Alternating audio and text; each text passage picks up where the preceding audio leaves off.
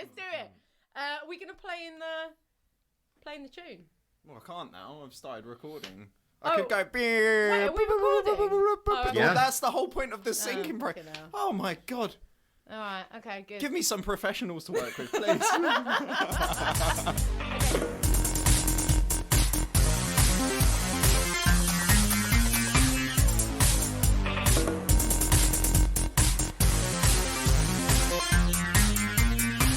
Welcome to My Turn Podcast, a gaming podcast hosted by extra competitive siblings. Expect news, reviews, laughs and arguments as we take on games across all genres and platforms. I did it! I did the whole intro. Sorry, that was just me getting excited. I did the whole intro without making a mess. My name's Jem, I'm the eldest sibling, and I'm joined today by my littlest sibling, Erim. Hello, everybody. How are we all? And my middle sibling from another mother, the awesome, the wonderful, the excellent Tim. So middling. Hello everyone. Hello, Jem and Erim. Hello. Nice to see you after such a long time. Yes, even still across the virtual space, but Yeah. it has been a while for us, I think, Erim. I've got so used to seeing you on Zoom meetings, so it just feels like you're real life now here on a TV I actually screen. don't exist below the chest anymore. I am So you're disembodied. like you're reverse Cow and Chicken's mum. Oh yeah, Cow and Chicken. Do you remember Cow You and just Chicken? levitate. Yeah, that's right. Okay. For anyone who doesn't understand that reference, 90s cartoon. On Cartoon Go and Network. educate yourself. Go and educate because yourself. It's a great cartoon. that was a golden age of cartoons, I yeah. must admit. Absolutely. So this is a gaming podcast. What have we got for you today? Some gaming reviews. Yeah. A bit of news about what we're excited about, because it is in fact the month of October, and we all know what that means. All the games, all the best games come out in October. That's just the way it is. Very exciting. Very exciting. So today we are going to be reviewing 3 games that all deal with a bit of problem solving, and that are all kind of I don't know if site-specific is the right word, Tim. What do you think? Yeah, very infused with landscape and situation, and possibly a little sense of abandonment and escapism, or trying to escape the place you land up in. Indeed, indeed. So if you are a fan of puzzle games, definitely glue your ears to this one. It's going to be good. So the 3 games we're going to be talking about are Myst, Return of the Obra Dinn, and an escape room called Enter the Loop. So we've got 2 video games and an actual real-life escape Real-life game. coming up for you. So we're going to kick things off, I think, with Myst. And Erim, you are going to take the reins on this review. Yeah, so, Myst, can you sum it up in a nutshell for me, please? Yes, I can. So specifically, I played the Myst remake because there are different versions of Myst. In fact, it was first released in 1993, and it was the best-selling PC game for 9 years. 9 years. Oh, wow. So it's from Cyan Worlds. This version was released for VR on Oculus Quest in December 2020. Then it was sort of remade for flat screen TVs with pretty visuals and released in August of this year, 2021. Also available, I played it on Xbox Series X. It's on Xbox One, Mac and PC. It is a 3D first-person surreal puzzle adventure. That's how I would describe it. And it really tests the limits of your patience, observation and logical thinking. Yeah, Fantastic. hell yeah. Well, you kind of answered my second question, which is what kind of style of game was it? So I guess I could lead on from that. Is there anything that it's akin to? Anything that you feel like it is similar to at all?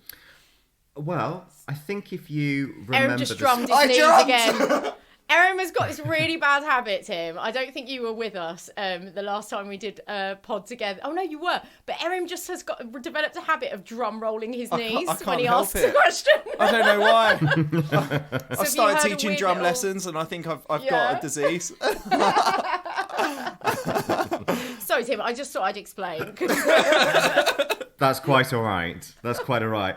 Let me take you into the world of Myst instead then. So in terms of what it's similar with, this was really the thing that kicked off the early moves to CD-ROM games, which were very narrative, It would be similar to The Seventh Guest if you played that. That followed a year afterwards. That had video storytelling in it, and you progress the story by solving puzzles. So it's very much of that oeuvre. Let me tell you about this story in particular. So you take control of an unnamed person who comes across the Book of Myst after a man named Atreus is imprisoned in an unknown region called Denis. And then you are whisked away onto Myst Island after reading the book, and you transport through books by touching an image on the last page. You are stranded on this island, and you find yourself, after a little bit of wandering around, in a library where there are two books. One's got a red cover, the other's got a blue cover, and you find that they are imprisoning two brothers, Cyrus and Achenar, trapped within. And they are both pleading to you to find their missing pages, blue and red, to help free them from the imprisonment of their book. As you do that, you learn a bit more about their stories, and they blame each other for the death of their father, Atreus. Some good old sibling rivalry. Some good old sibling rivalry. Very, very appropriate, my friends. And so you have to go off and find the book's missing pages by linking books that are hidden, solving puzzles and navigating complex contraptions. And the pages will either bring the brothers to freedom and make their voices clearer, or you have to use your judgment to find another path through to the multi-end. Let's put it that way. There are different results depending on how you choose to interpret what you've uncovered through the gameplay. So there we go. That's what it's like. Yeah, and I've also played the game, so I just want to briefly come in and say that in terms of... actually, quickly, Tim, did you play it back in the day? Back in the day? Yes. Okay. I did indeed. Although it was, it probably was sort of 93, 94. Yeah. I didn't have a very strong memory of the puzzles or the story as much as I did the atmosphere of the game. Yeah. Yeah, see, I hadn't played it before, but I remember seeing someone play it. I feel like someone at uni had it. But yeah, so I was sort of familiar with it, but I hadn't played it. But to me, going in cold, I just, like Tim, we both got Xboxes, we've got Game Pass, and it dropped on Game Pass the day it kind of got, the remastered version got released. And I played it straight away, and with no context whatsoever, just as an opening, you just are on an island. Yeah. And you're like, what do I do? So in terms of how it plays, if you have none of that context and don't look anything up, you kind of wander around an island and have to sort of piece a lot of this stuff together. Okay. So everything that Tim's described isn't just obvious. Like a lot of games now... There's a lot of narrative before you actually start playing, especially explanations in tutorials as well, isn't there? Yeah. Yeah, you're just on an island in first person, and it's not immediately obvious what the hell you're doing there, who you are, what's going on. So in that sense, yeah, it's it definitely is pretty hard. Just throws you in at the deep end, really. Yeah. You know, that's what I've got in my notes for my good stuff, like what I like about it. Is that I think that approach to gaming has been somewhat lost. I think you get handheld through a lot of adventure games. Yeah. And I think a lot of puzzle games, the actual puzzle itself isn't often that hard. The difficulty often comes in the execution of the puzzle. And this is just the opposite of that. So, you know, the good stuff, if I may carry on, is there are... Go for it. Obvious enemies. There's no physical violence. There's no inventory. There's no time limit to complete the game. There's no threat of dying at any point. And the storytelling is largely non-verbal. As Jem says, you just get thrown straight into it. So it doesn't have much of a starting plot. All the aspects of it are implied. You have to figure out where to go and what to do.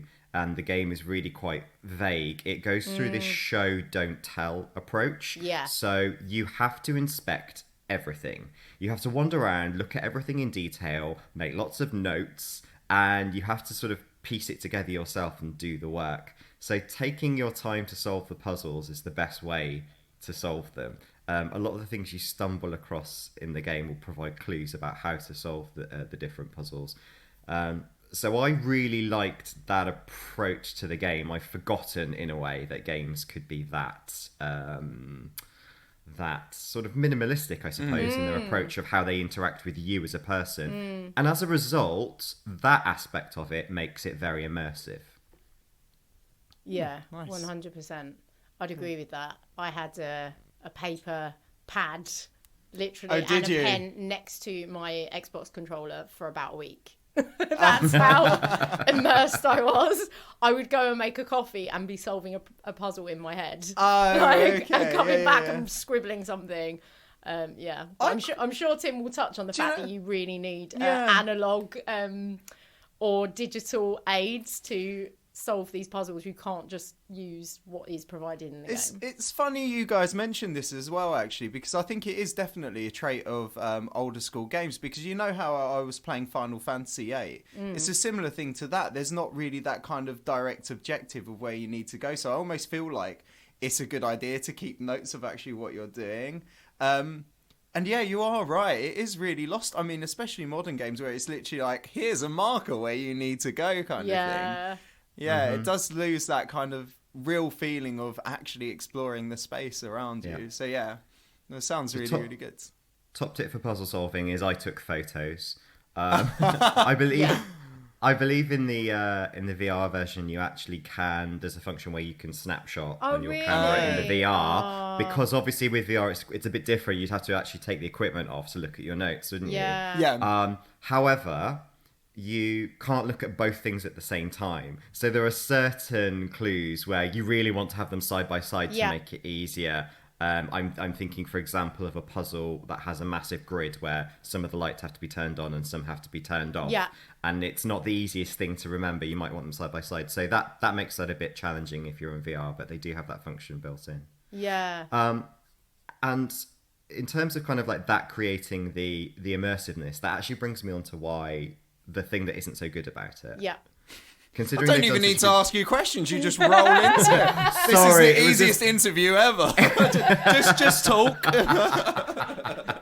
Sorry, Erim, you can ask me the question if you want. It's just because everything rolled on so much from one to the other. I just wanted to carry on talking. It was just that, in terms of the immersive, so in this version, you don't have the point and click structure that the original version has, in the early 90s. You can move freely through the world, which I really like, that aspect of it. However, when you come to interact with the puzzles and bits of the environment itself, it's really quite difficult because you have to position yourself and make sure that your cursor is placed exactly where the game wants you to, which is much easier when you're doing point and click, and it's much easier when the navigation was taking you from one frame to another as opposed to continual movement. And with something like an Xbox controller, it's too sensitive to get into the small spaces, and that's the thing that takes you out of the immersiveness of the game, because all of a sudden your activity is about using the controller and getting annoyed that the cursor isn't lined up. When everything else is so immersive, that's the one thing that you're like, this version, the remake, doesn't do as well as the original, and that's just because of the equipment we're using, and it's my fault for using an Xbox, really. But that's just the thing that took me out of it a little too much. That said, on the plus side, at least there aren't any real intense time-based puzzles. Yes. If there were really intense time-based puzzles, I'd probably have broken the screen. But because there aren't, you've at least got that sort of saving grace. It's not too bad. Yeah, I'm so glad you mentioned that. There were times when I was like, just click the damn lever! When you know what you're doing and you're in the flow of the puzzle, and the cursor just wouldn't land on the appropriate tiny, tiny spot on the lever that made it do something. It's just so annoying. Yeah. All right, so I just wanted to ask, next thing, anything of note about this game? Anything that makes it stand out? Anything unique? I think the unique thing is kind of summed up in what I liked about it. Is just that I could say fresh, classic fresh approach to being immersed in a game where you don't have too much. It's not having too much interface. Like, you don't see too much of the mechanics of gameplay in it. I get very used to playing modern games that have about 30 different things on the screen at a time that you're supposed to look at and monitor. It's quite nice not to have that for a while. Yeah, can I just chip in go for another sort of annoyance for me? Oh yeah, sure. Sorry, I beg your pardon. So when I played it, apart from the clicking, was just the amount of reading, and I think again this is partly a platform thing, because as Tim said, there's nothing like you have to read a lot of stuff to understand what's going on in the world, and also there's a lot of clues that are in books. Yeah. I just found it really hard to read on the screen. But I don't know if it would have been easier on a PC back in the day, like if it just would have looked better. I mean, it probably would have done, considering the screen size difference. Compared to now, everything's like 70 odd inches as opposed to a tiny little square. Yeah, and I guess you would have been closer to it as well. Yeah. But the fact that things were written in kind of scroll, weren't they? They weren't just like type font, which obviously of its time, the style was. It was like scripty. Calligraphy type handwriting, so I just found it such a chore to read all the books, but you really have to, and then it is sort of satisfying because I was reading it and making physical notes on actual paper from the books, and then when you realise that was worth it, it then was satisfying. So it's kind of a negative and a positive. It's really hard work, but then you sort of earn the reward of like, oh, I remember reading about the constellations. Yeah. Oh right, I see what we're doing with this puzzle. Like just stuff like that. Yeah. Just worth noting because I know some people obviously have trouble reading lots That's and lots me basically. on a computer screen. I'd not be able to absorb that. I mean, that's why I quite like things where there's like an actual narrative being spoken over it rather than just reading words, because it won't get absorbed for me. And did you encounter any bugs, Tim? Because I did. I thought I encountered a bug until I looked up, because I couldn't work one of the controls, and then I went and looked it up to see if it was a bug, and I discovered that the way you interact with that control is completely different to the way you interact with exactly the same control somewhere else. Yeah, I know exactly the puzzle you mean. Because I had to do the same. I was like, is this broken? But I encountered a bug where a very important thing that you have to find just wasn't in the level. And there was a whole thread of people going, where is it? And it seemed to be a console. What do you do? Reload the game, hope it appears. Oh, seriously? Yeah, it never appeared for me. Oh, so what, you couldn't actually finish the game? I was limited by what ending I could do. Oh, what a shame. shame. It was really weird. Apparently it's been fixed now, but because I played it as soon as it dropped. Yeah. That was really annoying. Oh dear, that's a bit of a shame, really. But I guess that's kind of the beauty of games these days, especially if they are being remastered. Like patches do come along and fix a lot of issues. If you're patient. Which in your case? No. I was recovering from surgery, so I was just like, I need something to do. Right. All I can do is sit on a sofa. Fair enough. So was there anything else you would like to highlight, Tim, or would you like to move on to recommendations? I would recommend it for anyone seeking a bit of nostalgia if they remember either that or similar games from the early 90s. I think escape room enthusiasts would enjoy this adventure because it has a very similar logical thinking approach to it. And I think specifically this version, I can see why it's made for VR. Because of the immersiveness of it, and I think not having to line up your cursor in VR would probably add to that. So that's who I recommend it to. Okay, brilliant. So, your rating? I'm going to go for a 7 out of 10. I really enjoyed it. Yep. But I think it's a game of a specific type, and it sparked a few moments of nostalgia for me that I really enjoyed, that perhaps if I were coming to it as a younger player of games, I would think, what is this nonsense? Oh, nice. So a good game for your nostalgia then. Yeah, brilliant. Yes. Jem, and yourself, did you have a rating of the game? I would agree with Tim on recommendation. I'd also extend that to say if you are a lover of puzzle games, because as Tim explained, this really is a front runner of a lot of these types of games where you're just in a place and you need to solve puzzles there. I'm thinking things like Journey and stuff like that. Then go back and play this game just for the historical sort of context of where these newer puzzle games have emerged from, because it is really nice to see, and then how other games have been inspired by it. But I would probably give this I think I'm going to give it an 8 out of 10 because although there were moments of it that annoyed me, I can totally understand that is because it's been changed platform, it's been remastered to make it move a bit nicer, so you can get, I don't know. I really liked it. 8 out of 10 from me. Brilliant. Okay, fantastic. All right, shall we move to our next game? What have we got next? So I'm going to be talking about another puzzle game called Return of the Obra Dinn. Return of the Aubergine? Yeah, exactly. Actually, that was a racial slur, Tim. Being that we're Turkish Italian. I was thinking more of the emoji. Return of late messages I get from certain apps. Oh, they're back. Oh yeah. So Return of the Obra Dinn was released in October 2018, so 3 years ago almost exactly. Ported to the Switch in 2019. I played it on the Nintendo Switch, and it's from the mind of the genius that is Lewis Pope, who previously created Papers, Please, which is an excellent game as well. And basically, in a nutshell, you are on a merchant ship which has drifted into a port in 1818, and you, a 19th century insurance loss adjuster from the East India Company, are dispatched to figure out what the heck happened to the 60 souls on board. Ooh, so a bit like Mary Celeste. Yeah, a little bit. It really, as we're in October and we're starting to think about Halloween and scary things, the sort of setup of the game really reminded me of that bit in Dracula, which I know Tim's read as well, where the ship just sails into port and there's like, there's just the captain's like nailed himself to the wheel or something, but everyone else is dead. And it's like figuring out what's happened. And that's pretty much exactly what happens at the top of this game. You arrive on the ship. So again, it's very set in that location. You don't leave the ship until you're done.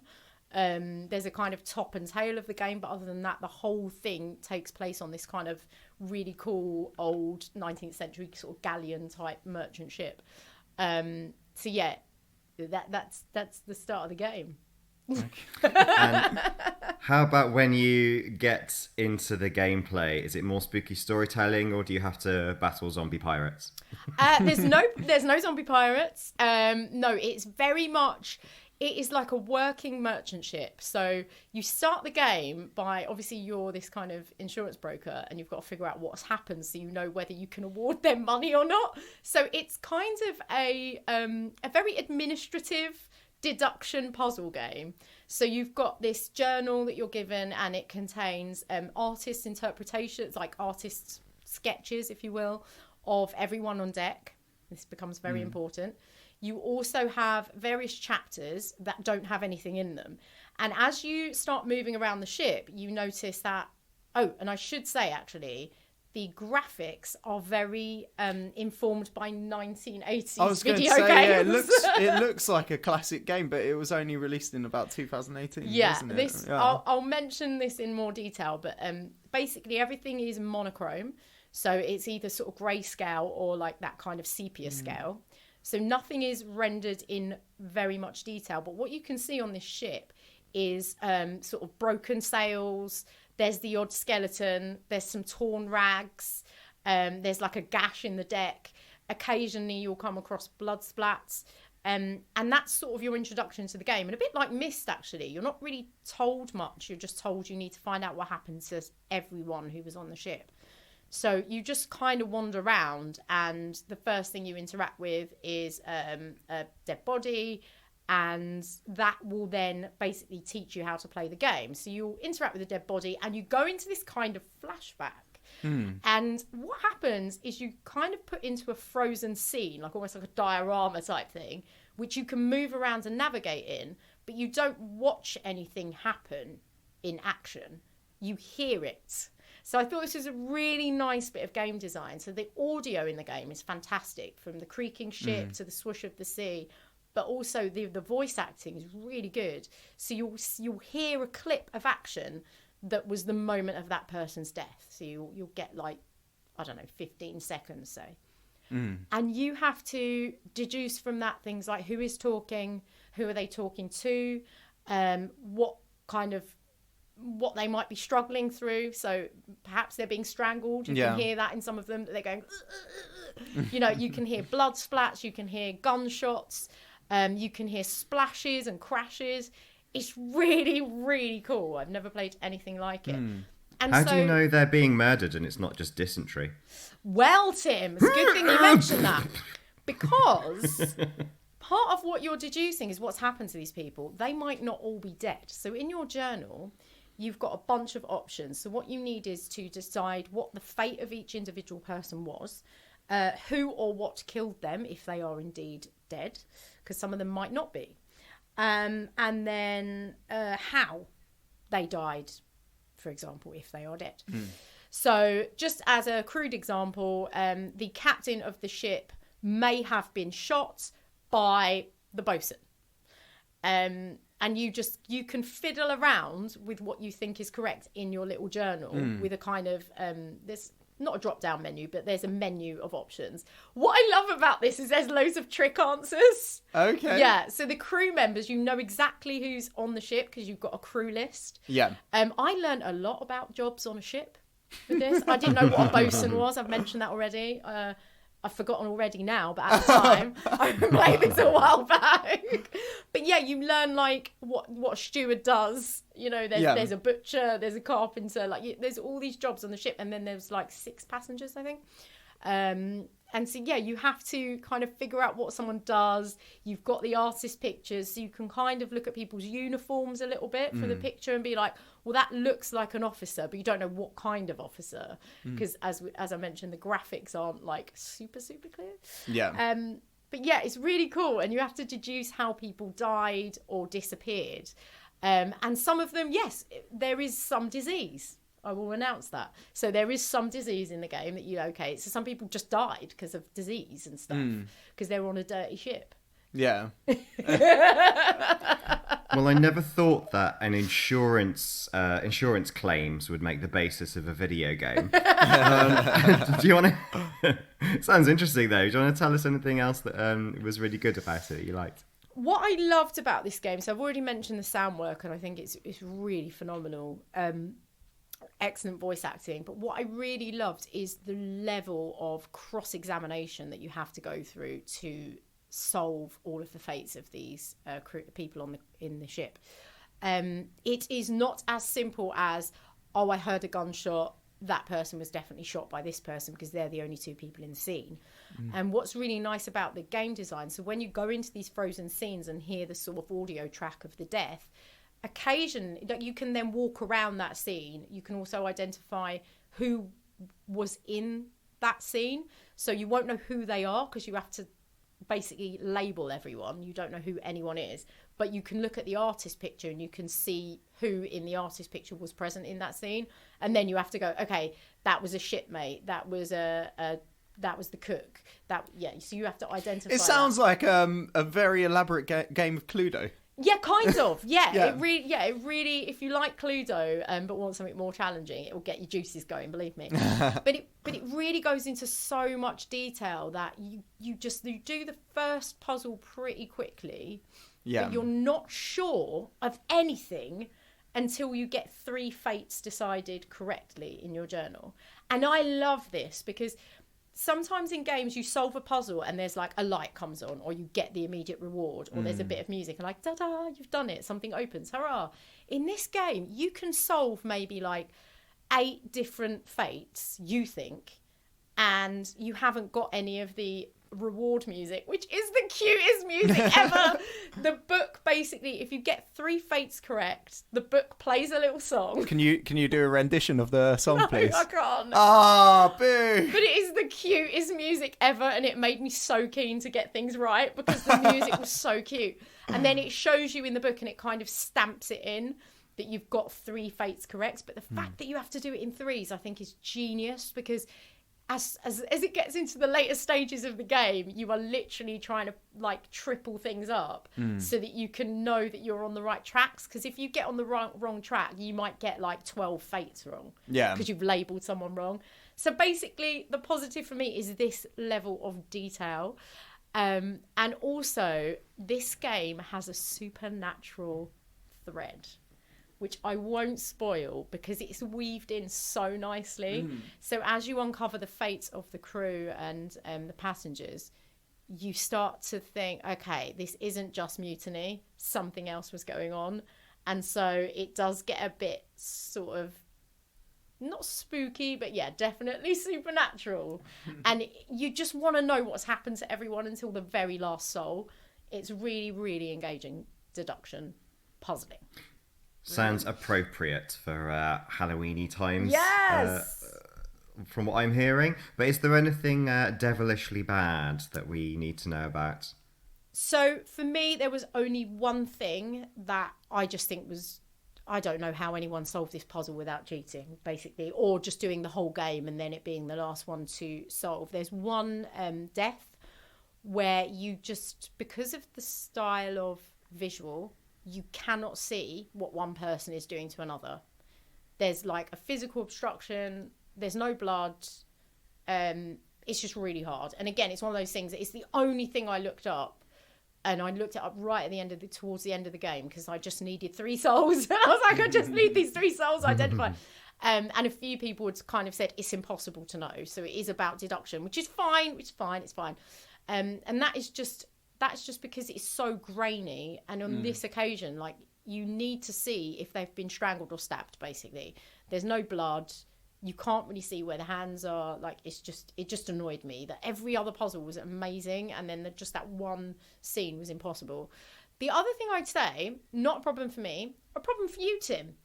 I think Tim would absolutely love this game, except Tim can't recognise faces. Yep. And this entire game is about recognising faces. So that's just a negative for if you're like Tim. I'd be so hard on the struggle bus. It would not be for me. The shame of it is you would absolutely love this game, so I'm so sad that you can't play it and we can't talk about it. Is there no other distinguishing factors though, like you said about people's dress and uniform? There's just sort of no point going into this game if you can't, because you're using the artist's picture so frequently. I don't know. I mean, I'd be interested to see you try, Tim, but I think I'll give it a go. Give it 5 minutes. I don't know. I'll lend you the Switch. I mean, we used to play Guess Who, but we did it in a way that didn't necessarily refer to any of their physical features. It was more the vibe you got from them. Yeah. You'd be like, does this guy looks like he likes to sit on cakes? That's the way we used to play Guess Who. Yeah, I mean, you might be able to do it with some of them have got tattoos or like a hat and things like that, but it got to the real minutiae of like, does this person look Asian? Like, it really...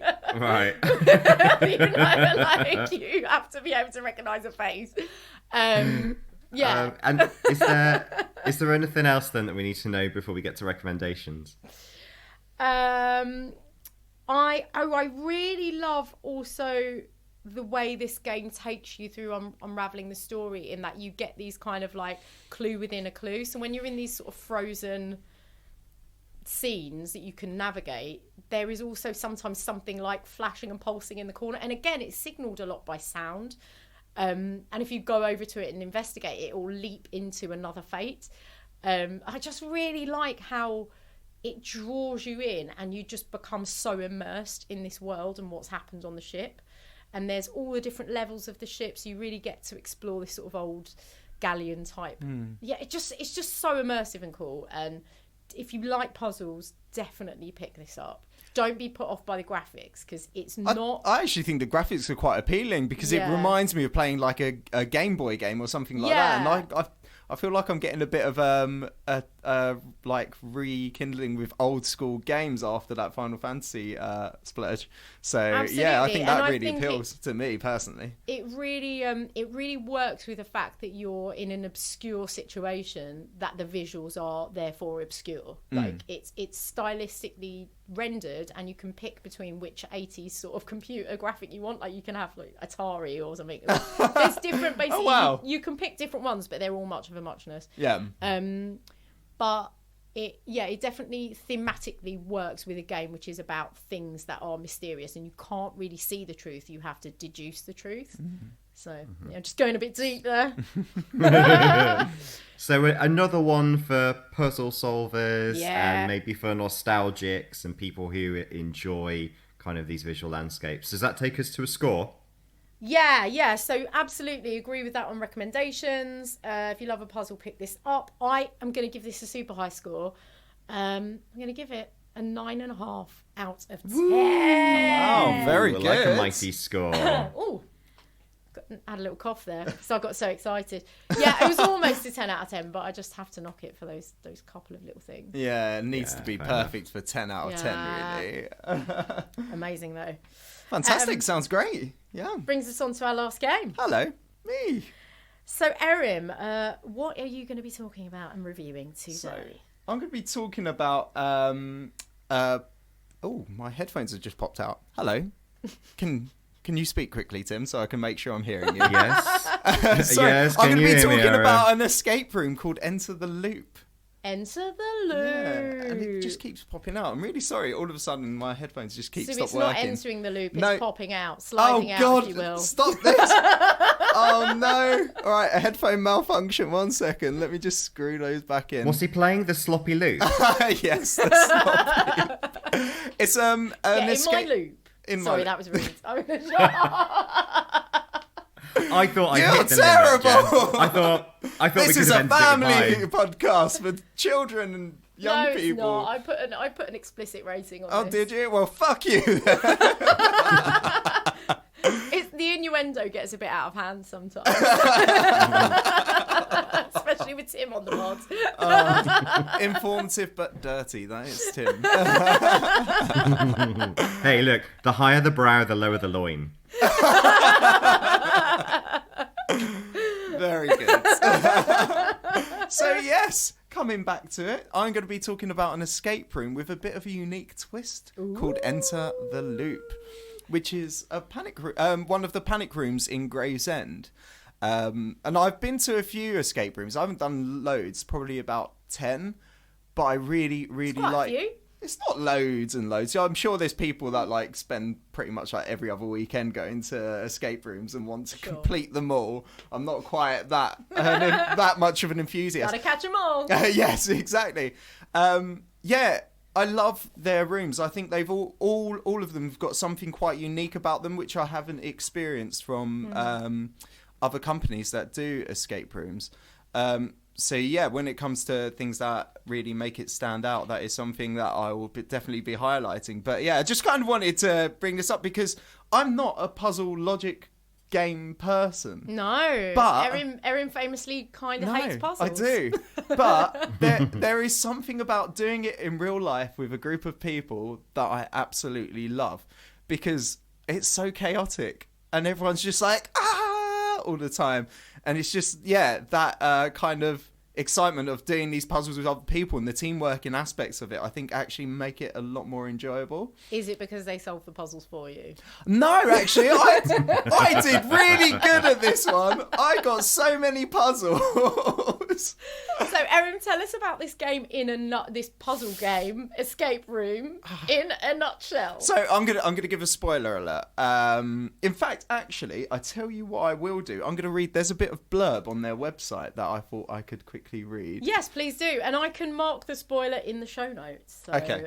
People can skip over it. Okay, so step into the laboratory of frontier engineering, a research company tackling the unknowns of science, one mind-boggling paradox at a time. Undertake a 60-minute trial, that's debatable, of a mysterious and powerful device called the Unit. Oh. They won't tell us what it does, but they assure us that it is completely safe. So Is this the absolute unit I've heard about? The internet keeps saying absolute unit. I'm presuming that's what they mean. So the unit in this game is kind of like this massive pod that I guess doubles up as like a time traveling spaceship or something. And the first part of the game is that you have to unlock the unit to get into it and then find out what it does. Wait, so you have to get into the room to then escape out of it? Yeah. It's so you're in the laboratory and you have to basically, I feel like they explained it like you're an intern there because the person who was meant to be undertaking the mission was ill or something with COVID because of the times. Yeah. So you had to undertake the mission, but they didn't know how to unlock it, so you had to find various clues. Very generic escape room to start with. So then you unlock it and then you go into the unit, and that's when everything becomes a bit more exciting. Ooh. Because what happens, there's some audio playing, the unit shakes, and then it all of a sudden comes to a stop. And then you walk into the next room, and it's another escape room, but you can hear yourself from the other room. And essentially what you have to do is play against yourself in this escape room. You have to complete the second escape room before your former selves complete the one before. So it's a time challenge. And it the first escape room is just like basic, but this one has like some dramatic music slowly getting more and more intense. Oh no! And every time a puzzle's completed, a light comes on, signaling that your former self is coming to the end of their challenges. And that was just really what got it exciting, because it wasn't just a race against the clock, it was a race against yourselves, and you could hear yourselves in the other room getting excited about all the puzzles and what you were doing. And it was quite chaotic and quite disruptive to what you were doing. So you had to really kind of, put yourself, you were under pressure. You had to keep calm and just like try and do things in a timely manner and just work everything out. It was just really, really fantastic. And basically, it was, if they completed the puzzle before you, I think they would come out of the unit in the story, and you couldn't meet your past selves. I think there's like that whole time traveling thing, isn't it? You can't meet your past selves. Yeah. So, like, we didn't know about this at all. We had no idea about this. And then when that all just unfolds, it was just like, oh my God. Yeah. Okay. Absolutely loved it. So without the spoilers, yes, so that I can let people skip over that bit, because that's a massive spoiler, because obviously you can just be really slow in the first room if you know. Tell us about the kind of puzzling experience. So, I mean, it's nothing new to actually the puzzles that you get in typical escape rooms, like working out certain codes by peeking up a piece of paper using a projector, making sure patterns line up, looking around the rooms for various things. Like, I think one of them was on a computer. I've forgotten this is quite funny, actually. Oh, yeah, you've forgotten your password. You need to find 3 things that are the security codes. What car you drive, name of your pet, and then, like, Favourite dish from a restaurant, I think, was the other one. Oh, that's a good security question. Yeah, you had a Chinese menu there, and it was always circled a certain number. Oh. I accidentally stole a prop, though. Oh, dear.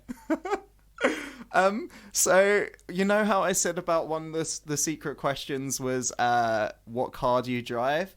We managed to find a set of car keys that were Fiat 500 ones, and I put those in my pocket just in case we needed those for later. I forgot to take them out of my pocket, and I got a very, very, what's the word? Like, not angry, but like, worried phone call from the panic rooms being like, excuse me, have you stolen our keys? Oh, God. So I think I might have ruined the escape room for other people. I hope they had spares. Yeah, I imagine car keys are not, because they were proper car keys. I saw them. They weren't like a prop. No.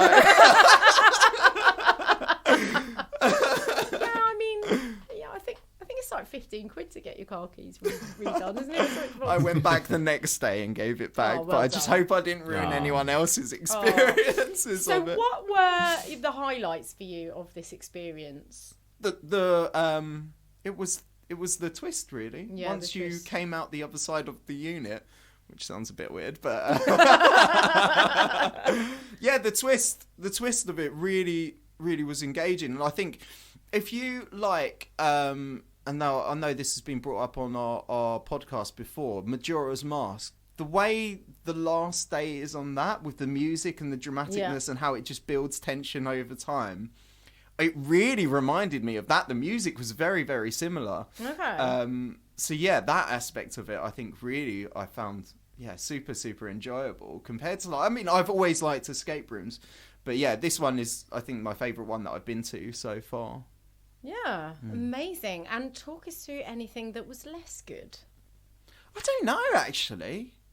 I genuinely don't think there's anything I can feel that was negative about it. Like, it was just so unpredictable and exciting. It was really, I really, really enjoyed it. Sorry, my mum's distracting me in the background. Go away. Our mum, bye. She's waving at us. We're doing a podcast. Go away. Oh, sorry about that. No, there's no negatives that I can think of. I enjoyed the whole experience from start to finish, and it just got better and better as it was going as well. So, because you've mentioned the spoiler, which is quite key, do you feel like this has any replayability? Because there are a lot of escape rooms that have been designed in a way that you can go back, 6 months later and with a different bunch of people, and it would still be fun. Only if they changed some of the puzzles in it, but I don't feel like that's the point of this one. I feel like this one you're meant to go in, and that twist is the surprise. Experience. Yeah. Do you know what? Weirdly, now I've not played the Portal games, at least not to like a full degree. I might It's have weird played a because couple of Portal levels. is like a trigger word for Erim, even though he's never played it, because he knows it involves logic puzzles and it just terrifies him. But basically, the reason I bring it up is because on their website they actually say it's akin to Portal, which I don't really get because there was no portal gun and I didn't go through any walls and come out the other side. Well, I guess the unit, but that's not what that is it? That's interesting. time travelling, isn't it? Portal doesn't have any time travelling elements to it. It's basically about opening your way through to the next bit. It depends how basically depends how it's into Einstein's relativity you are, I think, as to whether you think it's time travelling. Time, space, the same thing. Is it? Who knows? There Okay, you go. fair enough. There you go. I mean, to me, the only similarity is that you go through a few doors. Yeah, because this almost feels like it's taken inspiration from the sort of Groundhog Day type cycle, and then using that as a sort of basis to create tension. Yeah. Sounds interesting. So, anything of note that you haven't already mentioned? Not particularly. I mean, the twist, the music, the atmosphere, and the way they just create the tension at the end is just, really formidable. And what about the physical space? Like, is it dressed really well? Is it designed? Yeah, oh yeah, it is quite immersive. It does feel like you're in some sciencey laboratory, and there's like... Oh, actually, one of the puzzles I really, really liked, I forgot to mention it, that they've got like this weird machine with like, I think it was like a key stuck within some ice, and you had to, I feel like it was like make a chemical formula to melt whatever was inside of it. Yeah, I forgot about that. So you actually bit. did some science? Yeah, well, very basic, because I feel like kids need to be able to play it. But yeah, it was Future reference, Erim, you can just wee on it.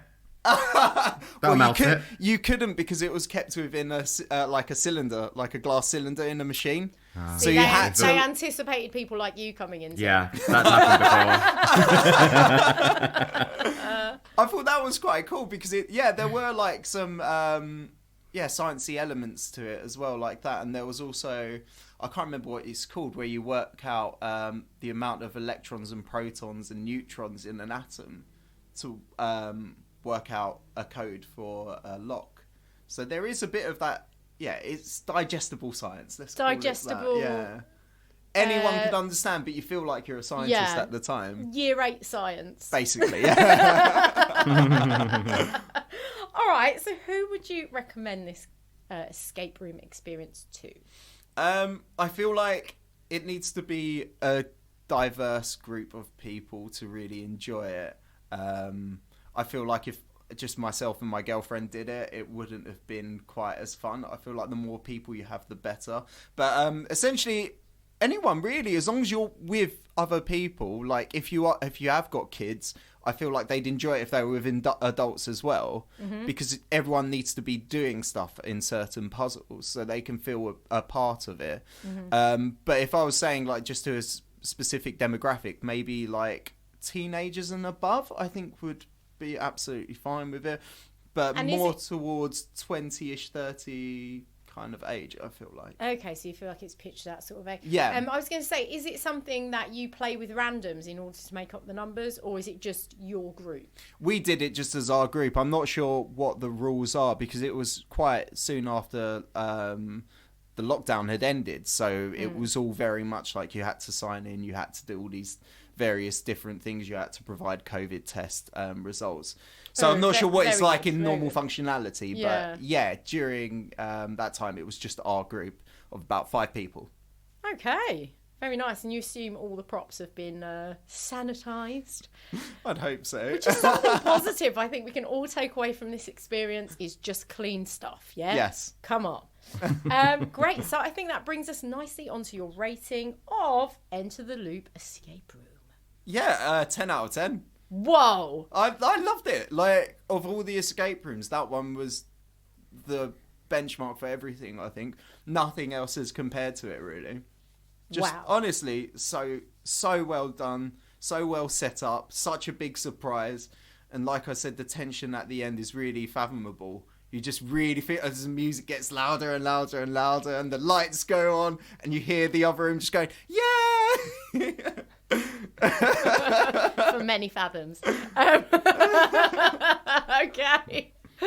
So that brings us to the end of the review section of the podcast. But it is October, and talking of things that we love and make us excited, this is the month of the year now that all the big games come out. Is there anything that either of you are really excited about that is about to drop? Yes, I've got a couple of things. Go on, Tim. One is, first of all, I love playing a good horror game with other people around Halloween. Last year, I played a Dark Pictures anthology game, and there's another one being released this month. So I look forward to getting someone on my sofa and being very scared about silly things with that one. Me, can I go? And yes, please. Yay! And the other one is next month. They're releasing Forza Horizon 5. And I really enjoyed the last Forza Horizon. And I'm also and we get to drive around Mexico this time, which I think will be fun. I'm hoping for some secret pyramids. And also I want to know whether they're taking any inspiration from the fuel crisis. And one of the challenges is just to queue at a garage.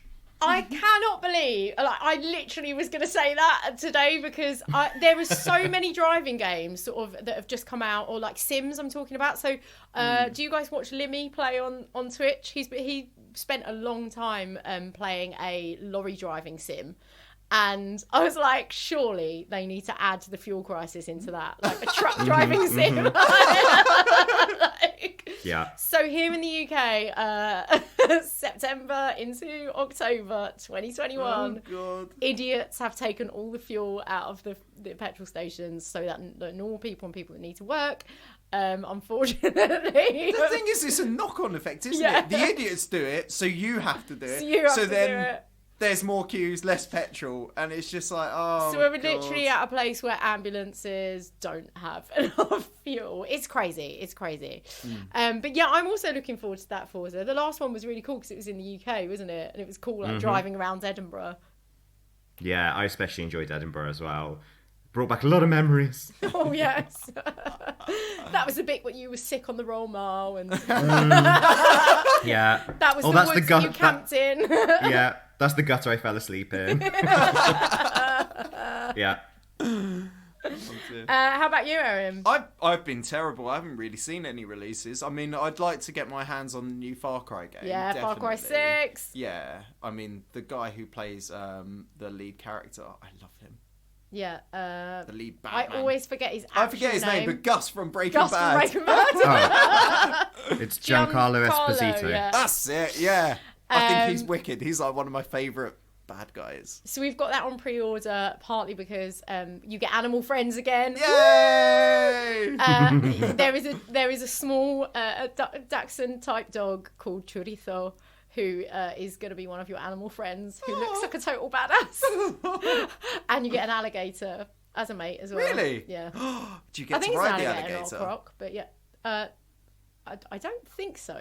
They're pretty low to the ground. Yeah, but like, how epic would that be? I mean, you could probably surf one. I don't know about riding. Surfing is a form of riding, isn't it? I mean, yeah, I guess you ride a wave. I don't know.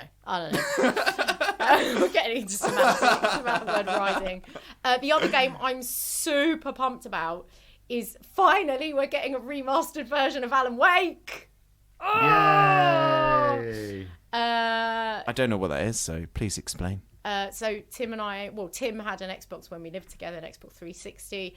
This was one of my favourite games on that. It's basically you're a horror writer, is it? It's a horror writer, isn't it? It's very Stephen King-y. Yeah. Ooh. You're basically Stephen King, and the world gets really dark, and you have a really crap torch, and you go around, and with very limited light, you have to do stuff. Oh no! What, like your battery lasts for a couple of minutes or something, and you have to like, oh no, Things might come and get you. Oh no, the dark is bad. I'm so looking forward to it because I think it's a perfect sort of horror game, and also I bloody loved that game the first time round. So, yeah.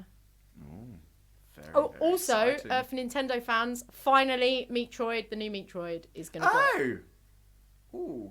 Is it going to be in the similar style to, how Metroid Prime was, like the first-person kind of shooter? It's Or is it going back- platformy. By the looks of it, I've seen some clips. It looks pretty platformy.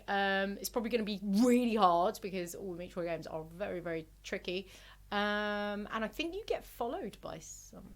Oh I think no. they've introduced a sort of extra Alien Isolation meets gameplay element. Metroid. But I don't know much about it except I've watched a few clips, and it looks pretty sexy. It's sort of slightly up to date graphics, but I think it's gone back to its sort of platformy roots. Oh good, I much prefer that. Yeah. I love the classic Metroid. Go games. Samus! Yes. Yeah, so very excited about those games. Fantastic. And also lots of horror films. And I think, just throwing it out there, chaps, are you up for doing a horror game special later in the month? Yeah, Yes, absolutely. yes, Especially yes. once played some. All right. Get playing those horror games, collating your recommends for our listeners, and we'll bring that to you later in October. I think that brings us to the end. Any final does. words? No, it's good to Would see you- you all. Especially you, virtual Tim. Would you like some drink recommendations? Oh yes, I forgot Tim's tipple recommendations. He's going to do a drinks pairing for every single game / experience that we've mentioned today. So let's start with Myst. Okay, this is new. Okay. Oh we'll yeah, we start with- introduced this when you weren't here, Aaron. Sorry. we started this last week, so I was like, is she going to ask? All right, forgot. starting with Myst, I had to go with Ocean Mist. It's a cocktail. So you pour blue curacao into a glass, and then you put tequila, apricot brandy, lemon juice, salt, and aquafaba into a shaker. You shake that up with some ice, pour it over, and you get this cocktail that washes from blue to green to a sea foam top. Wow. Oh, I love that foamy My top. God, that sounds Who doesn't amazing. like a foamy top? No, I do. Okay, and Tim's tasty tipple recommendation for Return of the Obra Dinn. So you have to tell me, what territory were you in? What territory was your boat in? Oh, you come to Do you back to know? the UK 'cause you come back to the UK. Oh, it's in the UK. Yeah, so okay. everyone's So everyone's got a British accent apart from the people that were from Asia who are also on the ship. So yeah. Ah, perfect. They've been to Asia. That's why I Yep. wanted to know whether it was going east or west. So it's got to be an IPA then. Way! Because the India Pale Ale was popularised beginning of the 19th century. In England, it was known as October beer, first of all, and we are in October. And then they would ship it out through the East India Company over to India, where it became super, super popular. So India Pale Ale, not made in India, made in England, just up the River Lee, in fact, and they would sail it down to the East India docks and then ship it out. So it's got to be an IPA. Whoa, Wow. very good, Tim. Very good. And last but not least, Enter the Loop. I'm kind of dreading to think what drink this is going to be. Well, first of all, Slip I'm slop. going to say don't do an escape room drunk. They won't let you in, so make sure beforehand you've had lots of water. The last time I did an escape room, I had a lot of Craig Davids, so I have a very strong association between Craig Davids and escape room. What is a Craig Do you know? David? Craig David is tequila and pineapple juice, so called apparently because it's surprisingly smooth. But the one I will recommend is called Grape Escape.